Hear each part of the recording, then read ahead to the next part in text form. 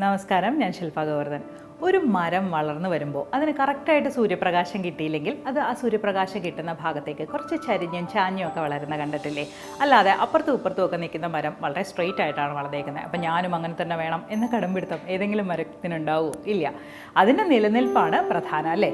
നമ്മൾ മാത്രമാണ് അപ്പുറം ഇപ്പുറമുള്ള ആൾക്കാരെ നോക്കിയിട്ട് അതുപോലെ ആയില്ലെങ്കിൽ എനിക്ക് പ്രശ്നം, അവർ കാറ് വാങ്ങിച്ചു, ഇവർ വീട് വാങ്ങിച്ചു, എനിക്കും അതുപോലെ ചെയ്തില്ലെങ്കിൽ എന്തോ പ്രശ്നം എന്ന് ചിന്തിച്ച് നമ്മളെ കൊണ്ട് പറ്റാത്ത കാര്യം എടുത്ത് തലയിൽ വെക്കാനായിട്ട് നോക്കും. എനിക്ക് അങ്ങനത്തെ കോൾസ് വരാറുണ്ട് കേട്ടോ. നമ്മൾ ആദ്യം അത് പറ്റുമോ ഇല്ലയോ എന്ന് ചിന്തിക്കുന്നതിന് മുമ്പ് അങ്ങ് എടുത്ത് ചാടുകയാണ്, എനിക്കത് ചെയ്തേ പറ്റൂ, കാരണം അപ്പുറത്തും ഇപ്പുറത്തും ഒക്കെ ഉള്ളവർക്കുണ്ട്, അപ്പോൾ എനിക്കും വേണം എന്ന ചിന്ത വരുമ്പോഴാണ് നിലനിൽപ്പ് പ്രയാസമായി പോകുന്നത്. അങ്ങനെയല്ല വേണ്ടത്.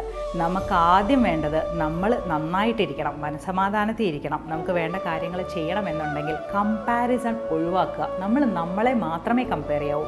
ഇന്നത്തെ ഞാനും നാളത്തെ ഞാനും തമ്മിൽ കുറച്ചും കൂടി നന്നായിരിക്കണം എന്ന കമ്പാരിസൺ മാത്രം മതി. ബാക്കി കമ്പാരിസൺ വന്നു കഴിഞ്ഞാൽ നിലനിൽപ്പിനെ ബാധിക്കുന്ന പോലത്തെ പ്രശ്നങ്ങളിൽ നമ്മൾ ചെന്ന് ചാടിയാൽ അത് വലിയ അബദ്ധമാവും.